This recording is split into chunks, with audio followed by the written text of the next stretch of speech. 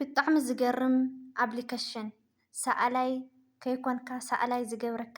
ስለዚ ናብቲ ኣፕሊኬሽን ከብለኩም እየ ዋው ከም ትፈቱ ሰላምታ ኣይረሳዕኹን ክቡራት ተኸታተልተይ ከመይ ኣለኹም ድሓን ዲኹም በቢዘለኹምዎ ሰላም ክትኮኑ እናተመነኹ እምበኣር ከስ ናይ ሎማዓንቲ ኣድያና ወይ ከዓ ትሕዝቶና ከም ትፈትውዎ በዓልቲ ምልእቲ ተስፋ እየ። ስለዚ ናብቲ ኣብ ከብለኩም እየ ሰናይ ፀንሒት ይኹነልኩም።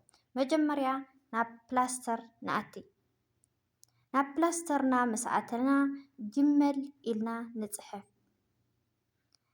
ጅመል ከይትጋገዩ ማለት እዩ ክቡራት ተኸታተልተይ። ስለዚ መጀመርያ ጅመል ኢልኩም ትፅሕፉ ኣነ ጅመል ኢለ ፅሒፈ ኣለኹ ምልክት እናገበርኩልኩም እየ ንዓኻትኩም ምእንታይ ክርድአኩም ማለት እዩ። ጅመል ኢልኩም ምስ ፀሓፍኩም ዝተፈላለየ ኣፕሊኬሽናት ክመፀኩም እዩ። ስለዚ ንዛ ምልክት ዝገብረልኩም ኣለኹ ንዓዓ ምስ ወቃዕኹም ኦፕን ትብልዋ። ኦፕን ምስ በልኩምዋ ወዲያውን ናፍቲ ኣፕሊኬሽን ከእትወኩም እዩ። ምስ ኣተየኩም ከምቲ ትርእይዎ ዘለኹም ኣነ ስእልታት ስኢለ ኣለኹ ማለት እዩ።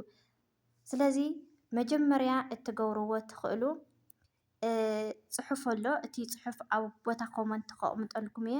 እቲ ፅሑፍ ናብ ጋላሪኹም ተኣትዩ ጋላሪኹም ምስ ኣተኹም ፎቶ ናይ ዝደለኹምዎ ሰብ ትወስዱ ማለት እዩ።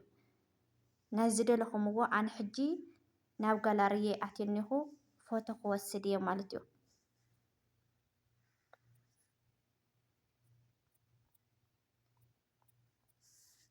ኣብኡ ናሃለኹም ብነፃ ተፈርጅኩምዎ ኣለኹም ጋላርየ።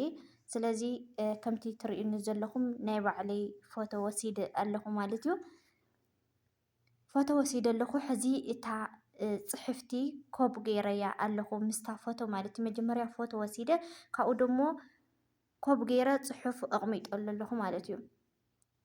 ከመይ ዓይነት እዩ ክስርሐካ ትደሊ እዩ። ስለዚ ሕዚ ወዲያውን ማለት እዩ ኣብ ደቂቓ ኣብ ሰከንዳት ወዲያውን ጡብ ክብል እዩ። ከምቲ ትርእይዎ ዘለኹም ሕዚ ሰኣሊት ተይኮንኩ ሰኣሊት ክኸውን እየ።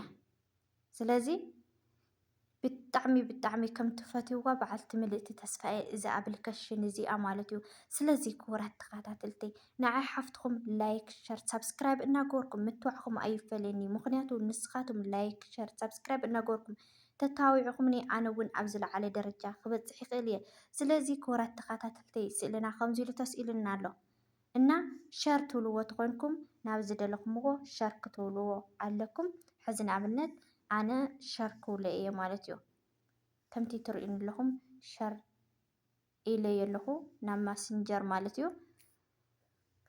ሸር ኢለየ ኣለኹ ንስኹም እውን ክተውርድዎ ተደሊኹም ክተውርድዎ ትኽእሉ ኢኹም። ሸር ክትብልዎ ትኽእሉ ኢልኩም ደሞ ሸር ክትብልዎ ትኽእሉ ኢኹም ማለት እዩ።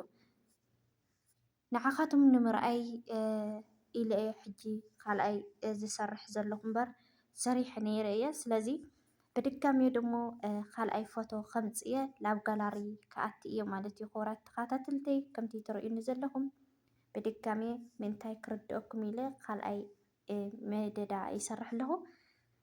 ስለዚ ሕዚ እውን ፎቶ ከምፅእ እየ ጋላሪ ኣትየ ኣለኹ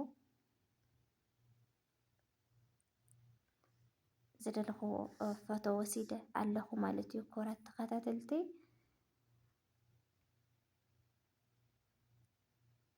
ከምቲ ዝበልኩኹም እታ ፅሕፍቲ ናይ ግድን ኢኹም ኮብ ጌርኩም ተቕምጥዋ ናብዓ ማለት እዩ። ኮብ ገይረ ከምቲ ትርእይዎ ዘለኹም ኣቕሚጠዮ ኣለኹ ማለት እዩ። እና ክቡራት ተኸታተልቲ ብጣዕሚ ትገርም ኣፕሊኬሽን እያ ብጣዕሚ ዝተፈለየት ማለት እዩ። ተደለኹም ናሓውኩም ተደሊኹም ናፍቃሪኹም ተደሊኹም ናቦኹም ተደሊኹም ናደኹም ብዝተፈላለየ ነገራት ክትስእልዎ ትኽእሉ ኢኹም ማለት እዩ። ስለዚ ኣነ ብጣዕሚ እያ ተመችያኒ እዛ ኣፕሊኬሽን ማለት እዩ። ክቡራት ተኸታተልተይ ከም ትምችየኩም ደሞ በዓልቲ ምልእቲ ተስፋ እየ ንዓኻትኩም ደሞ ማለት እዩ። ክቡራት ተኸታተልተይ ስለዚ ብጣዕሚ ዝገርም ከምዚ ገይረ ወዲእ ኣለኹ ማለት እዩ። ክቡራት ተኸታተልተይ ብጣዕሚ ዝተፈለየት ኣፕሊኬሽን እያ ማለት እዩ። እና ክቡራት ተኸታተልተይ ሕጂ ከምቲ ትርእዩኒ ኣለኹም ሸር እናገበርክዎ ፀኒሐ ናውረድክዎ ፀኒሐ እየ። ስለዚ ኣብ ጋላርየ ከረኽቦ ድየ ኣይረኽቦን ሕዚ ናብ ጋላርየ ከብለኩም እየ ማለት እዩ። ከምቲ ትርእይዎ ዘለኹም ኣብ ጋላሪ ወሪዱ ክትረኽብዎ ከም ትኽእሉ ማለት እዩ። ብንፅር እናረኸኹም እየ። ስለዚ ክቡራት ተኸታተልተይ ናይ ልምዓንቲ ዝነበረና ትሕዝቶ እዚ ይመስል ነይሩ። ብዝቕፅል ብካሊእ ትሕዝቶ እስካብ ንራኸብ ሰሰናይ ንዓኹም እናበልኩ ብድጋሜ ነዚ ቪድዮ ላይክ፣ ሸር፣ ሳብስክራይብ እናገበርኩም ምትዋዕኹም ኣይፈለየኒ ክብለኩም ይፈቲ።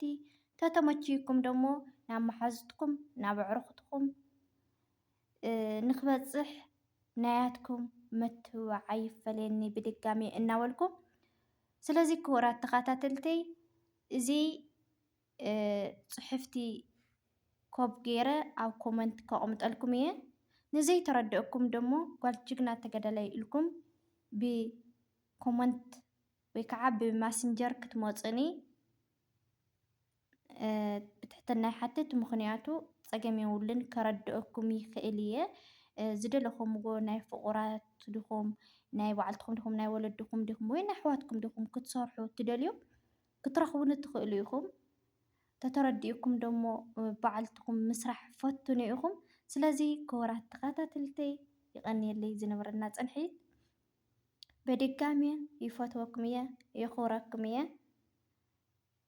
እና ሰናይ ቅንያት ይኹነልኩም። ኣይትሳስዑ ግን እቱም ህዝቢ ሳብስክራይብ ገበሩ ሳብስክራይብ ገበሩ። መንገድና ናብ 12K እዩ። ስለዚ ሳብስክራይብ እናገበርኩም ኣተባብዑኒ ክብለኩም ይፈቲ። ባይ ባይ